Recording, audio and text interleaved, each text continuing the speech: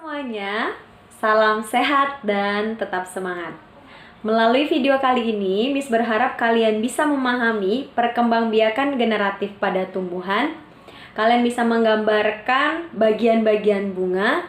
Kalian bisa menjelaskan macam-macam penyerbukan pada bunga. Dan kalian juga bisa memahami apa itu penyerbukan dan pembuahan pada tumbuhan. Baiklah, silakan simak videonya. Jika belum paham bisa diulang kembali dan jangan lupa mengerjakan soal-soal yang akan Miss kirimkan di grup WA kelas kita. Selamat menyaksikan. Perkembangbiakan generatif tumbuhan. Perkembangbiakan generatif adalah perkembangbiakan yang disertai proses peleburan sel kelamin jantan atau spermatozoid dan sel kelamin betina atau sel telur. Salah satu ciri tumbuhan yang berkembang biak secara generatif adalah memiliki bunga. Karena pada tumbuhan, sel kelamin jantan dan sel kelamin betina terdapat pada bunga. Untuk lebih memahami, mari kita pelajari bagian-bagian bunga. Perhatikan gambar bunga berikut ini. Bagian-bagian bunga dari paling bawah, yaitu tangkai bunga, lalu kelopak bunga, kemudian mahkota bunga, benang sari, dan putik. Putik merupakan alat perkembangbiakan betina yang terdiri atas bagian kepala, tangkai, dan bakal buah. Pada putik terdapat sel telur.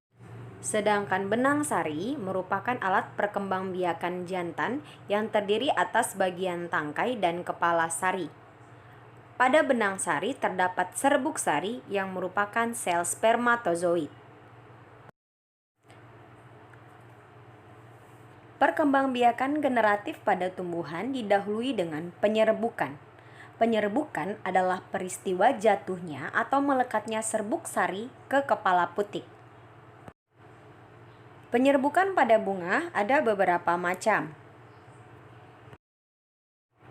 Pertama, penyerbukan sendiri, yaitu ketika serbuk sari jatuh kepada kepala putik bunga itu sendiri. Jadi, serbuk sari dan putik berada pada satu bunga yang sama. 2. Penyerbukan tetangga, yaitu serbuk sari suatu bunga jatuh di kepala putik bunga lain yang masih dalam satu tumbuhan. Jadi, serbuk sari dan kepala putik berasal dari bunga yang berbeda, tetapi masih dalam satu tumbuhan. Misalkan pada satu tumbuhan bunga sepatu terdapat 2 bunga sepatu. Lalu serbuk sari pada bunga yang satu jatuh ke kepala putik bunga yang lain. Tetapi masih satu tumbuhan bunga sepatu tersebut. Maka penyerbukan ini disebut penyerbukan tetangga. 3. Penyerbukan silang, yaitu serbuk sari suatu bunga jatuh di kepala putik bunga lain pada tanaman yang berbeda tetapi masih satu jenis. Misalnya, terdapat 2 tumbuhan yang sejenis, yaitu bunga sepatu. Lalu serbuk sari dari tumbuhan yang satu jatuh ke bunga pada tumbuhan yang lain. Tetapi tumbuhan tersebut adalah tumbuhan yang sejenis, maka disebut penyerbukan silang.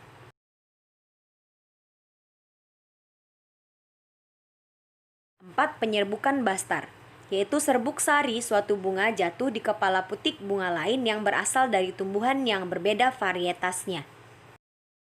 Misalnya, serbuk sari dari bunga sepatu yang berwarna orange jatuh di kepala putik bunga sepatu yang berwarna ungu.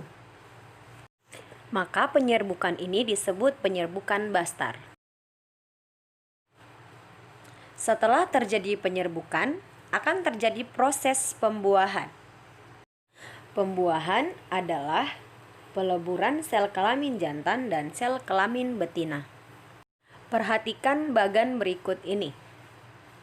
Sel spermatozoid yang terdapat pada serbuk sari menempel kepada kepala putik, kemudian bulu serbuk akan masuk ke dalam putik, sehingga terbentuklah zigot. Zigot terus berkembang menjadi lembaga, yang akhirnya menjadi biji. Biji dilindungi oleh daging buah.